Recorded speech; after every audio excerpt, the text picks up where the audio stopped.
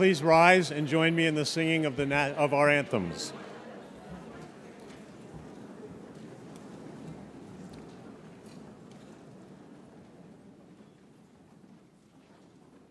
Oh, say, can you see by the dawn's early light what so proudly we hailed at the twilight's last gleaming, whose broad stripes and bright stars through the perilous fight o'er the ramparts we watched were so gallantly streaming, and the rocket's red glare, the bombs bursting in air, gave proof through the night that our flag was still there. Oh, say, does that star-spangled banner yet wave o'er the land of the free and the home of the brave?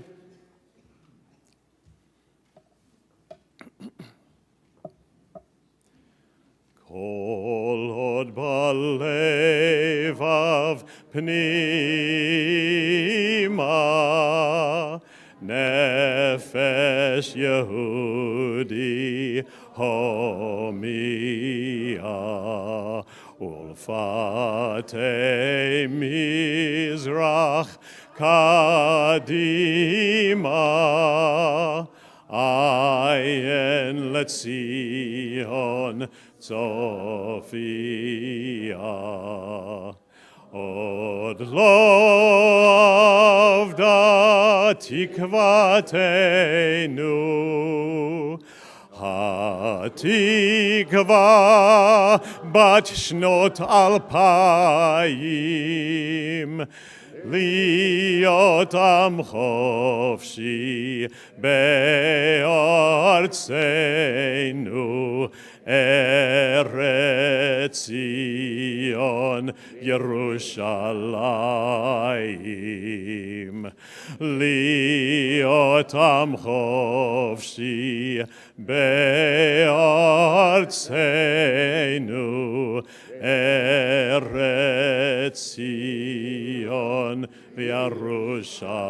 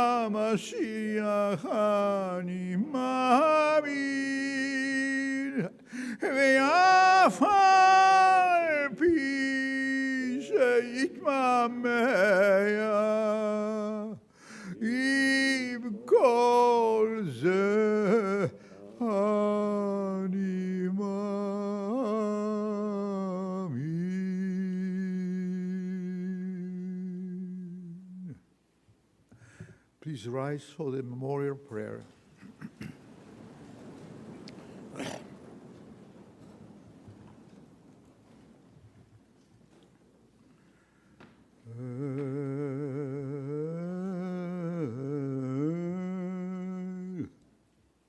מלא רחמים,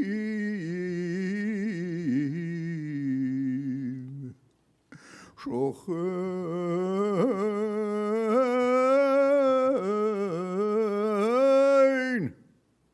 במרומים,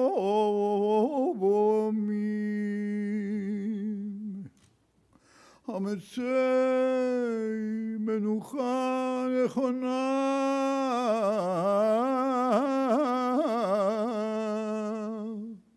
דרד גנבי השכינה,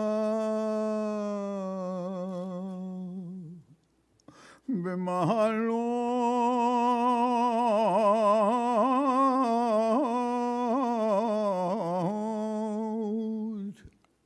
כדורי ודורים,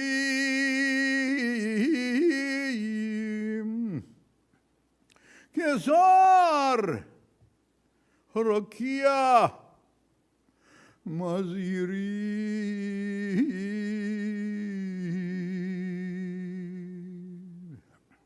את נשמות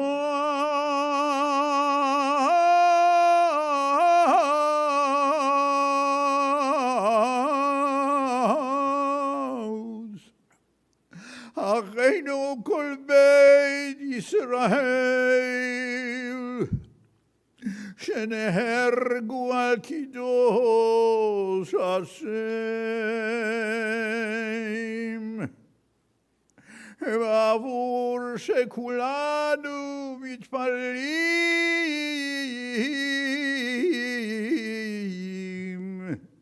ביד הסגרת נשמותיהם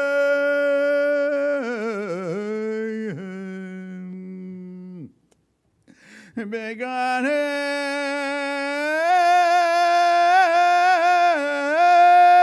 עדן די מנוחתם, לכן בעל רחמים יסתירם בזיתר כנפיו לעולמים,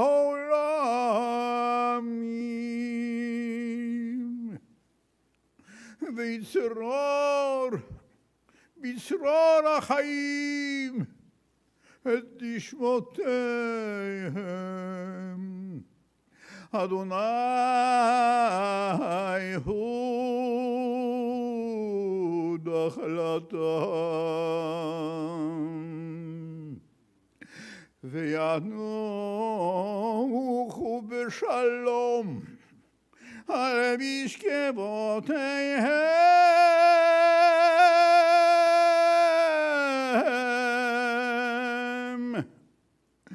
ונאמר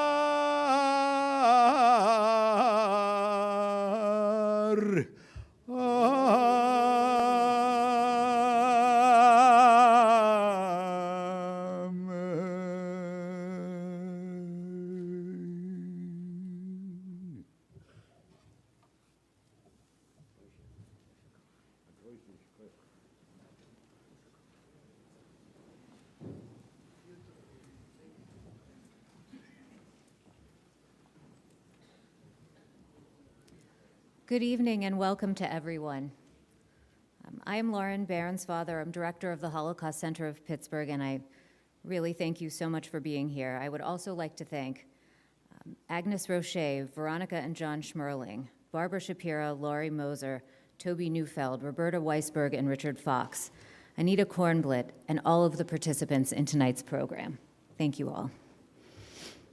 Additional thank yous to the intrepid staff of the Holocaust Center, to Merrill Ainsman, Jeff Finkelstein, Milo Averbach, and the rest of the Jewish Federation's management team, the Partnership Together program and its youth Kesher participants. We have 5 visiting from Israel who are in the audience right now. Thank you also to Jake Jacobson, who is chair of the Holocaust Center Advisory Board, and to all members of the advisory board for their hard work and support of the center, especially at this time. Danny Shapira for his efforts year after year, and finally to our community candlelighters, Mike Anselmo, Evan Frazier, Lee Hurwitz, and Martina and Robert Kopf. Also, I would like to thank Dan Frankel for being here tonight. Tonight we come together for Yom HaShoah, 6 months after our community faced the worst anti-Semitic attack in the history of the United States. Tonight's program includes the lighting of a candle in memory of the 11 victims from Tree of Life Or L'Simcha, Dor Hadash, and New Light congregations. May their memories be for a blessing. Spiritual leaders from the 3 congregations are participating in tonight's program. While lighting the first candle, we will take the opportunity also to recognize law enforcement and the heroic first responders from that terrible day. Some gratitude is too great for words to express. Next, we will light 6 candles to remember the 6 million Jews lost in the Holocaust. Students from Community Day School will read entries from diaries women kept during the Holocaust. Holocaust survivors and children of survivors will join the students to light the candles. We have community members here to light candles for liberators and veterans, and we are joined tonight by the granddaughter of a man who received the designation of Righteous Among the Nations from Yad Vashem in Israel. She will tell the story of her grandfather and light the candle for the righteous among the nations. These stories of resistance and rescue are our hope for the future, especially when students are learning about the Holocaust. Tonight, we will also honor Holocaust survivors in Pittsburgh and elsewhere. While our community of survivors is not large, it is a mighty one. They are our conscience and our very best teachers. Since March 15th, there have been 4 mass shootings in places of worship around the world. We fight back with education because we know that Holocaust education can prevent these horrors from happening again. It won't happen today, but it will happen eventually.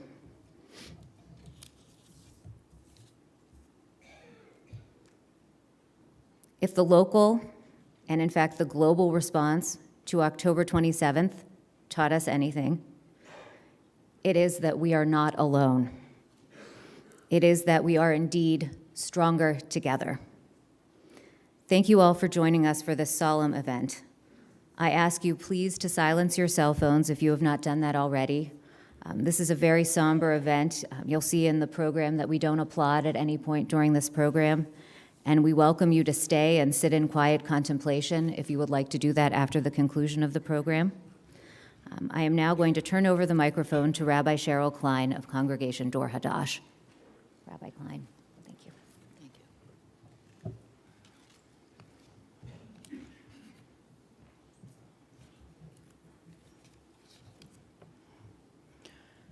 Avinu or Imanu Bashamayim, source of all life.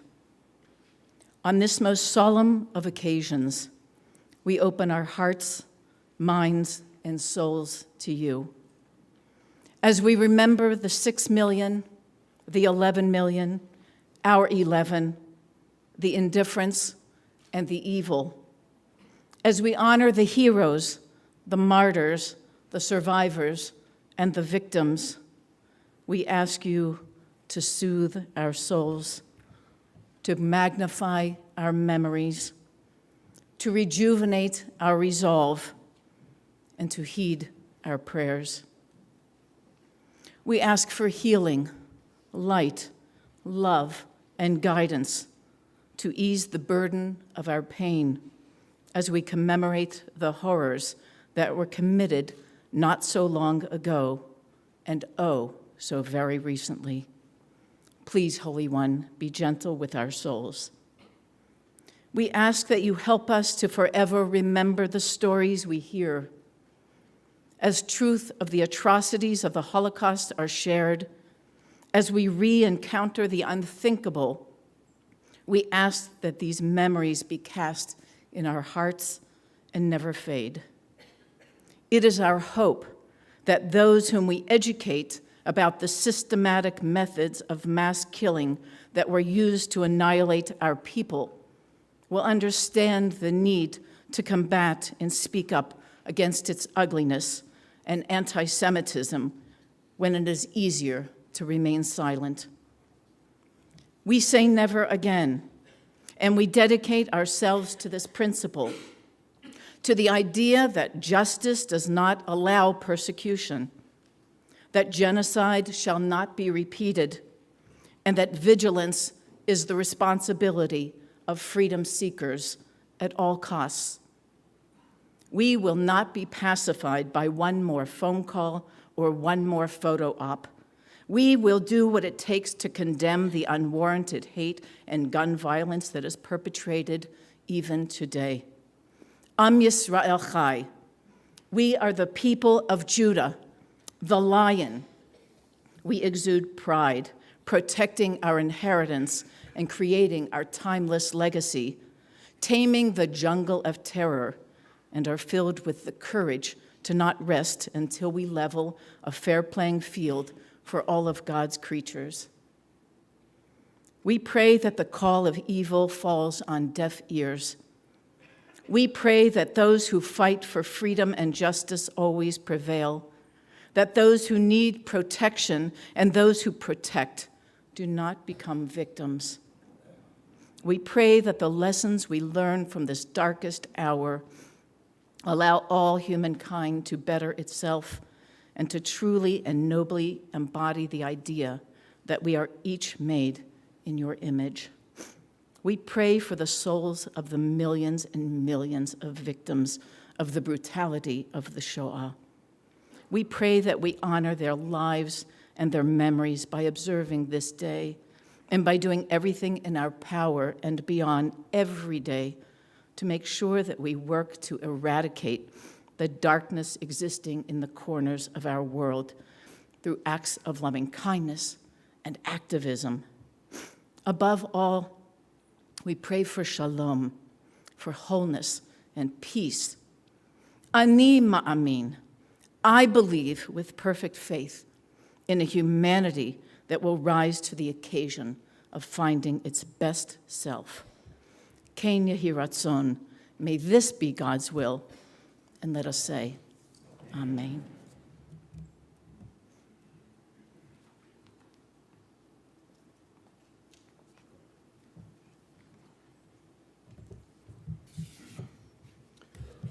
Would the command chiefs please join us on the stage, please?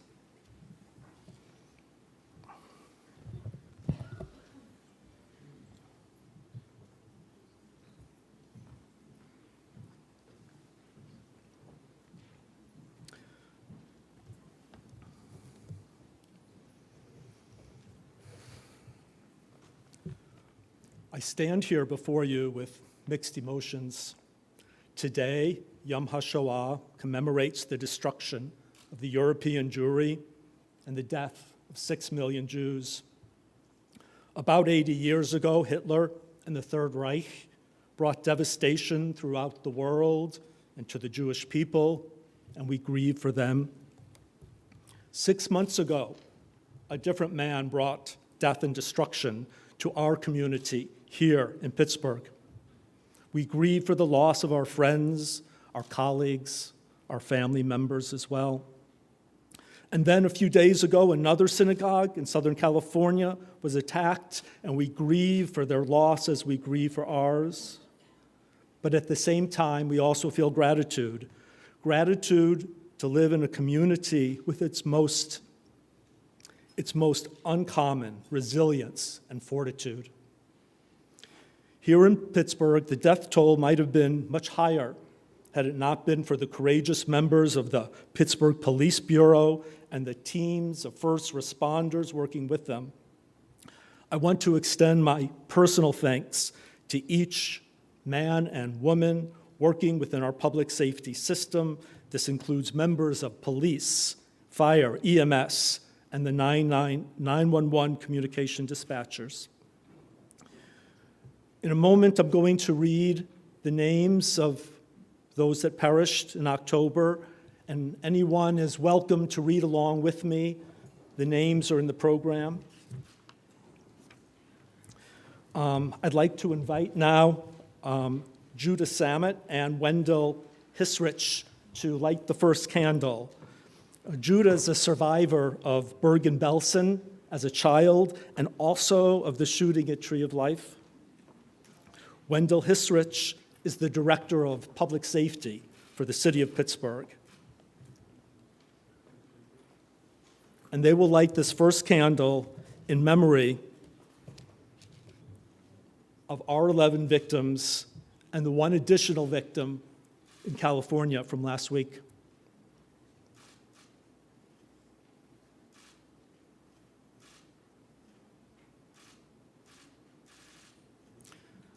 We remember Joyce Feinberg, Richard Gottfried, Jerry Rabinowitz, Cecil Rosenthal, Bernie Simon, Sylvan Simon, Neil Stein, Melvin Wax, and Irving Lunger. And in California, we remember Lori Gilbert Kay. May their memories be a blessing.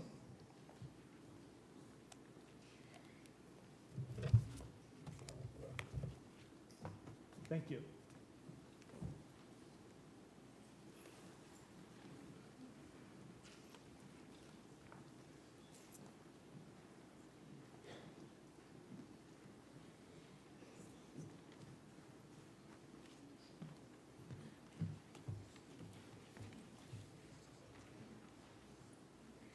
They sort us into two groups. One, older women and mothers with young children, goes to the left. The other goes to the right. Sick people shouldn't say anything. Hushed voices repeat, "You're all healthy." One of the ones in prisoner's clothes whispers in Czech just behind me. A Czech, then. The lines in front of us move. Soon it will be our turn, as long as they leave me and Mom together. Surely they can't separate us if I say we belong together. Or will it be better not to say we're together? Probably. Maybe they deliberately wouldn't let us stay together if they knew how much it mattered to us. They're even taking mothers away from their children. I know that girl there. She's going to the right, and her mom's going to the left. But the mom's quite old. She's got gray hair. My mom still looks young. But maybe I look too much like a child. Maybe they'll ask me how old I am. Should I tell the truth? 15. No, that's too little.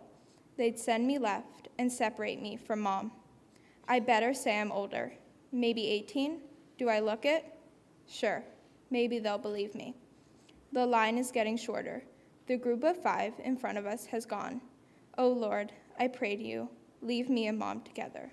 Don't let them send us each a different way.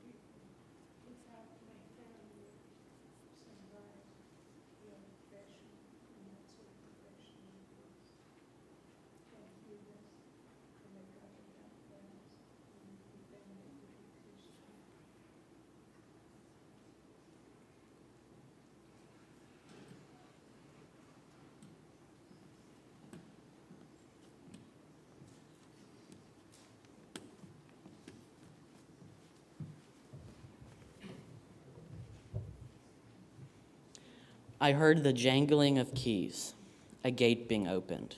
They went in. I waited some more. Then they came out, taking loads of people with them, children, old people. The whole night was horrific. I couldn't wait for the dawn to come. My dear diary, my good beloved friend, we've gone through such terrible times together. and now the worst moment is upon us. I could be afraid now, but the one who didn't leave us then will help us today too.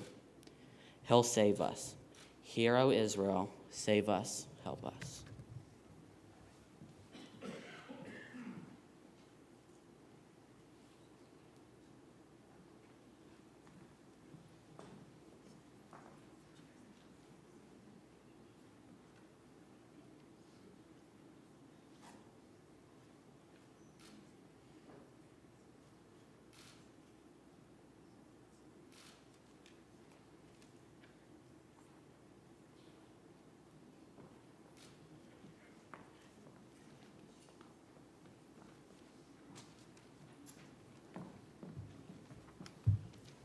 In the afternoon, I did a round of the hospital barracks one more time, going from bed to bed. Which beds would be empty the next day? The transport lists are never published until the very last moment, but some of us know well in advance that our names will be down. A young girl called me. She was sitting bolt upright in bed, eyes wide open. This girl had thin wrists and a peaky little face. She is partly paralyzed and has just been learning to walk again, between two nurses, one step at a time. Have you heard? I have to go. We look at each other for a long moment. It is as if her face has disappeared. She is all eyes. Then she says in a level, gray little voice, "Such a pity, isn't it, that everything you have learned in life goes for nothing, and how hard it is to die." Suddenly, the unnatural rigidity of her expression gives way and she sobs. Oh, and the worst of it all is having to leave Holland, and oh, why wasn't I allowed to die before? Later, during the night, I saw her again, for the last time.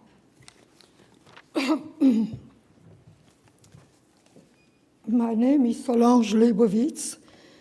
I was born in Paris, France, the youngest of 6 children. My parents, Rosa and Isaac Jacques Dratler, emigrated to France from Siget, Transylvania, with 4 children in the mid-1920s. During the Second World War, I was separated from my family, and I lived for 2.5 years in Couterne, Normandy, with Monsieur and Madame Barbier, an older French Catholic couple, who were liberated by the American Army on August 13, 1944. In contrast to the most decimated Jewish families, all 8 members of my family, having encountered many dangers while hiding, were fortunate to survive and to be reunited in Paris at the end of 1944. I would like to light a candle in memory of my grandfather, Shemshon Hershkovitz, deported from Siget, and my cousin, Joseph, and his sister, Bella Hershkovitz, Michel Glazer and his parents, Ida and Isaac Glazer, Rosalia Dratler and her husband, Philip Water, all deported from Paris to Auschwitz. I would also like to express my gratitude to all the Allied soldiers in this horrendous war.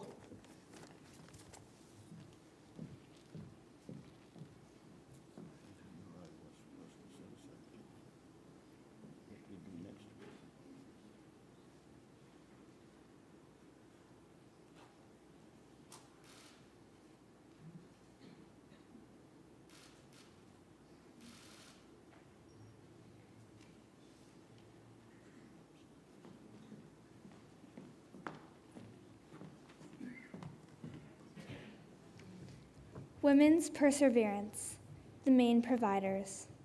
Men don't go out. When a man is seized for forced labor, the wife does not let go.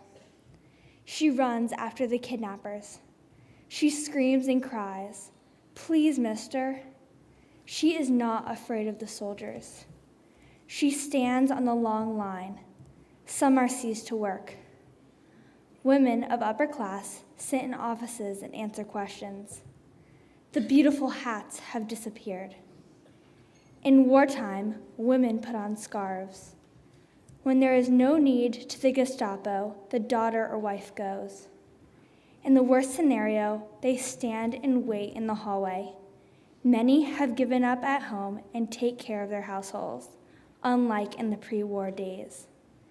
The women are everywhere, since the men have been taken to all sorts of work. When a husband escapes and his wife has to be the sole provider, women who never thought of working out of their homes are now performing in the most difficult work.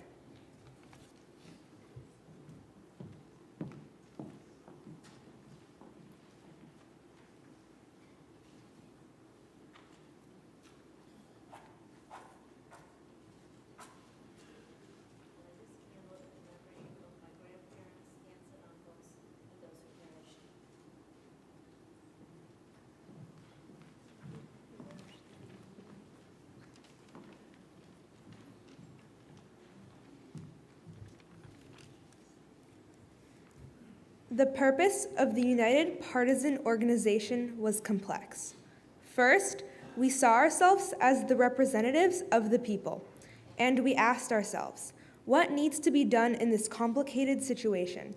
What is the way out in a no way out situation? And since we considered ourselves the representatives of the people, we were, after all, a pioneer movement. We asked ourselves, what now? And the answer was that we wanted to organize missions against the Germans in order to preserve the dignity of the people and show that it is not possible to kill the Jews like the Germans really wanted to, like fleas. What the Germans did, and that was the most terrible thing.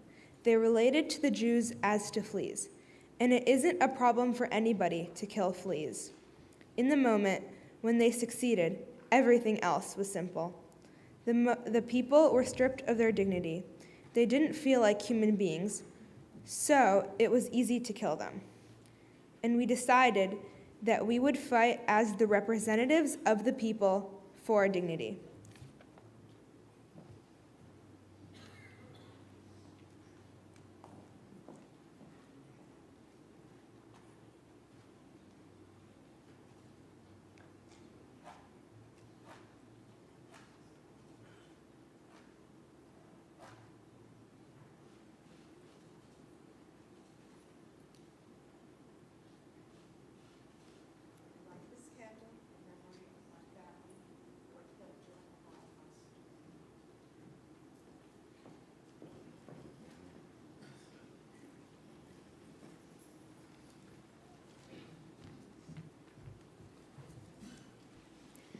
I have given a great deal of thought how I should conduct myself vis-a-vis the Germans, how I should feel.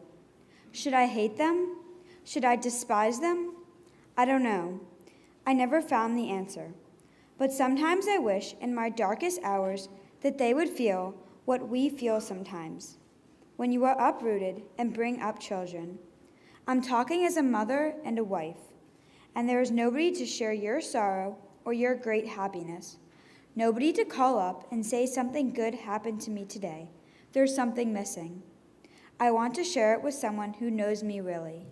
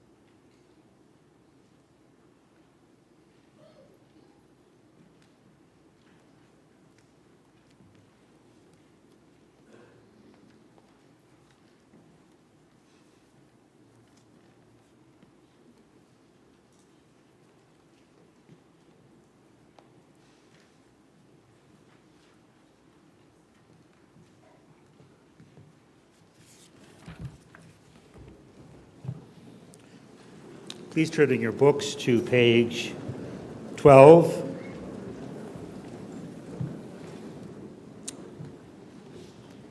In the old country, they used to call a day like this a Yom Kaddish Klali, a day of general remembrance for people who were killed in the Städtlach and towns of Europe, who were slaughtered in pogroms throughout history. And the remnants of those towns kept a special Yizkor book. And they would gather on the day of the pogrom as an anniversary of the dead who had no one to mourn for them, no family left to be there to stand witness. And so we are family, and we remember those 6 million and a half children who no longer had people who could say Kaddish for them. We are their descendants. I ask you to rise, and we'll say together the Kaddish on page 12 and transliterated on page 13. Yitgadal v'yitkadash mei rabah, v'yamad yivra chutei v'yamlich malchutei, v'chayechon v'yomechon v'chayei d'chol beit Yisrael, b'agalav izban kari imru amen. Yehei shmei rabah mevorach leolam u'meo maya. Yitbarach, Yishtabach, Yitpa'ar, Yitroman, Yitnaseh, Yitadar, Yitalev, Yitalal, Shemei Dekucha, B'richu, Le'ela min kol birchata v'shirata, Tushbechata v'nechamata, Tamiram b'yama yimru amen. Yehei shlama rabba min shemaya, V'chaim aleinu v'akol Yisrael v'imru amen. Oseh shalom b'mromav, hu ya'aseh shalom aleinu v'akol Yisrael v'imru amen. Please be seated.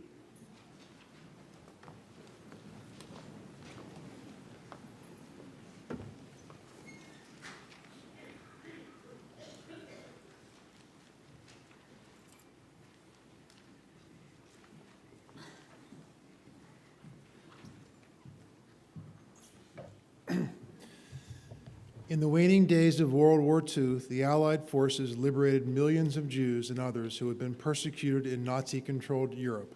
Medical personnel, including many women, followed quickly on their heels. These men and women were not prepared for what they discovered, and the images would stay with them for the duration of their lives. They were told to move on with their lives when they returned from battle, and they were reluctant to discuss what they had seen. Very few were able to articulate the experiences, yet several liberators did record their memories as vignettes in the Holocaust Center's publication, Flares of Memory. Marjorie Butterfield, First Lieutenant, 59th Field Hospital, wrote, "On the women's ward, there were only about 65 patients, and they were in better physical shape than the men. Many were well educated and could speak English. They were of various nationalities and religions. They told me about the hardships, indignities, and cruelties that they had endured. None of them knew what had happened to their families except for those who had seen them killed or led to the gas chambers. I tried to suppress all the memories of that camp and refused to talk about it when I returned. But one evening, 40 years later, I heard a man on television saying that the Holocaust never happened and that it was false propaganda to turn people against the Germans. Then I finally had to speak. I light this candle in honor of the brave soldiers and medical staff who liberated prisoners of the Nazis and ushered survivors into their lives after the Holocaust."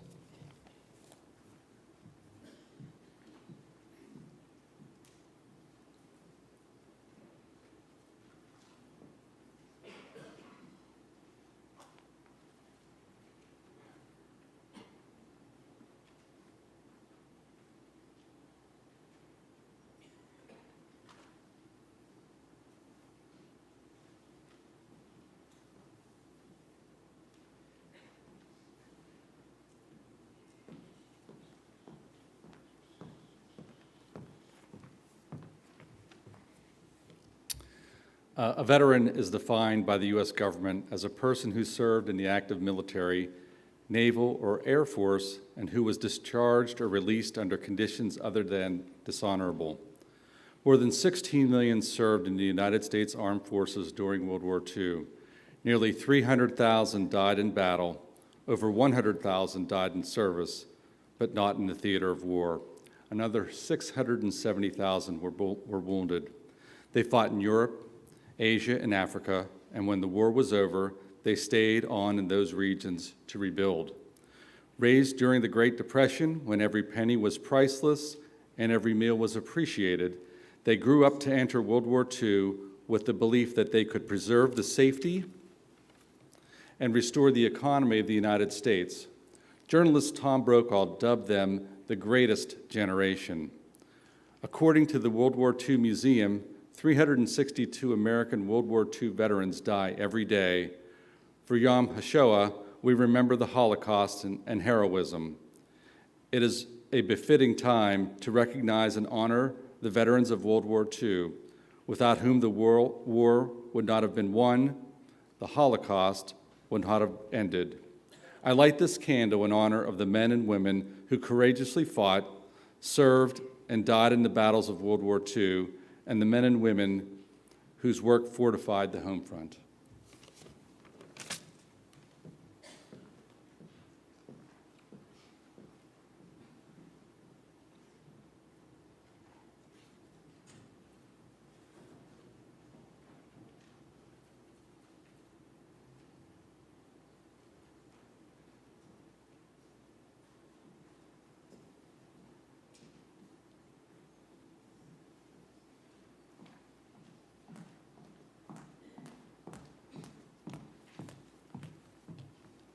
Good evening.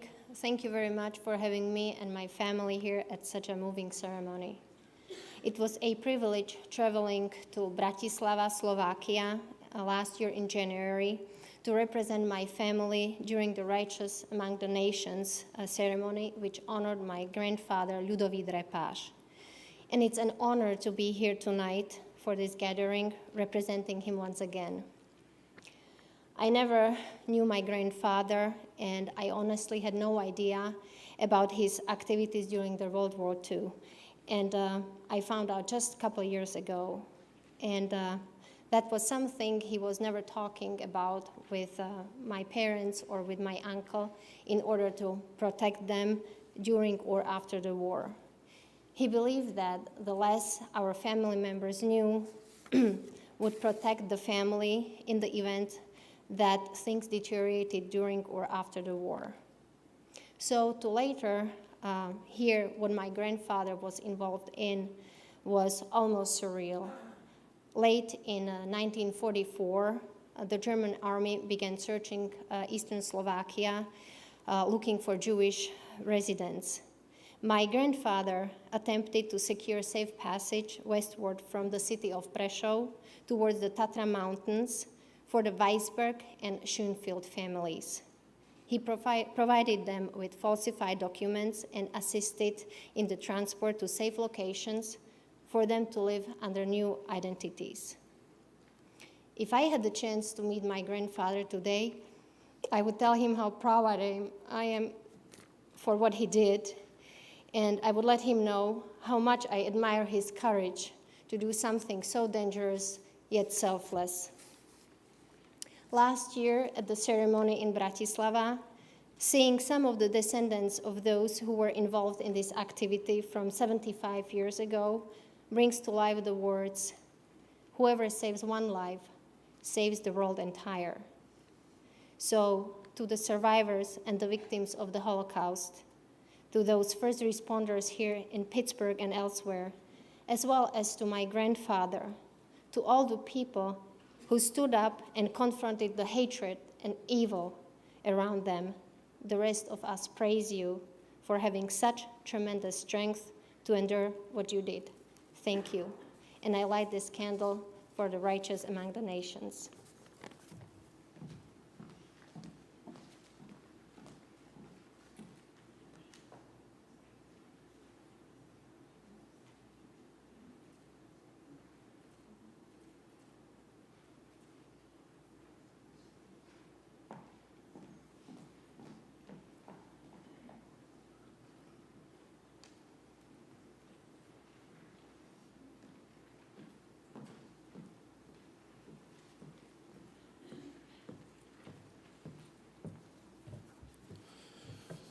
Good evening.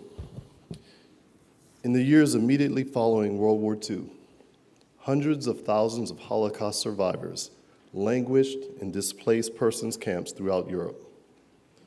With few countries willing to take in these Jewish refugees, Jewish communities in the United States took note of the co-religionist plight. Pittsburgh was one of the 100 towns and cities throughout the United States that brought over and resettled Holocaust survivors. Eventually, more than 300 Holocaust survivors settled in Pittsburgh. They were born in cities, towns, and villages across Europe. During the war, they were enslaved by the Nazis and put to work as forced laborers. Some of the children, hidden in basements and hiding in plain sight with false names and identities, all of them suffered unspeakable loss. They came to Pittsburgh and faced the struggles immigrants face, learning a new language and new trades. In the region, Holocaust survivors contributed to our community as teachers, jewelers, picture framers, bakers, a crossing guard. They formed part of our daily lives, often without our knowing it. These incredibly strong men and women inspire us every day with their resilience. They are proof of the power of the human spirit to overcome evil. I light this candle in honor of Pittsburgh's Holocaust survivors and Holocaust survivors around the world.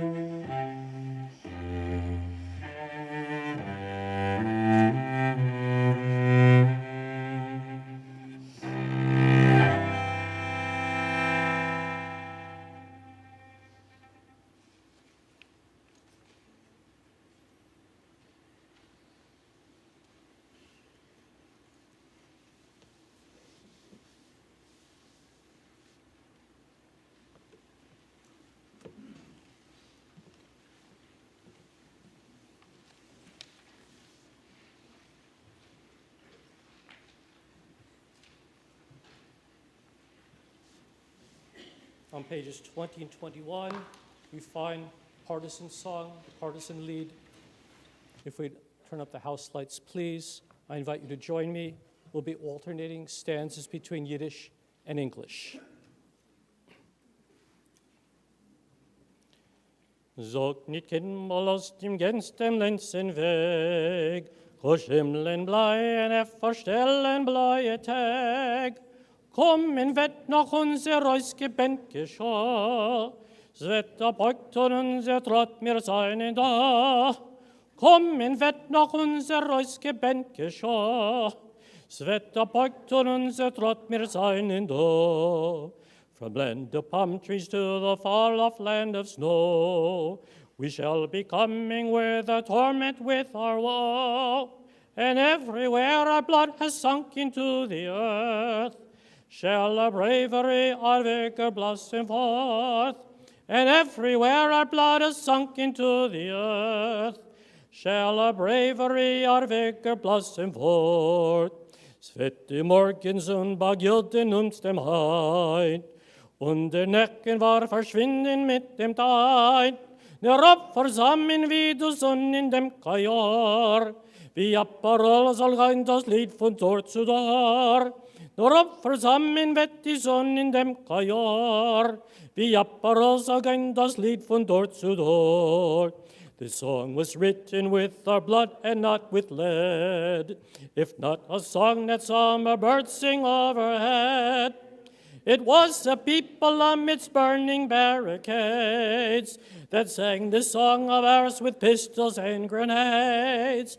It was a people amidst burning barricades that sang this song of ours with pistols and grenades. Da sagt den Kimmel aus dem Gens dem letzten Weg, Ko Schimmeln bleien, verstellen bleie Tag. Kommen wird noch unser Reusgebend geschah, Svetta beugt und unser Trott mir seine da. Kommen wird noch unser Reusgebend geschah, Svetta beugt und unser Trott mir seine da.